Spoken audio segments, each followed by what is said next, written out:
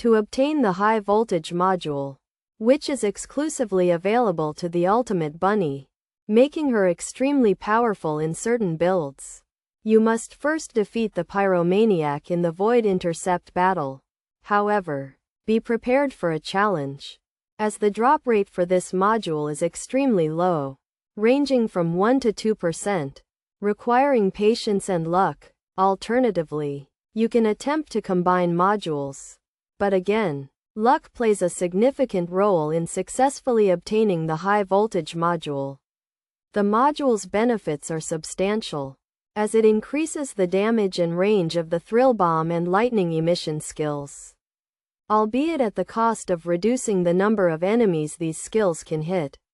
Despite this trade-off, the Ultimate Bunny can greatly benefit from this module, making it a valuable asset for players who utilize this character.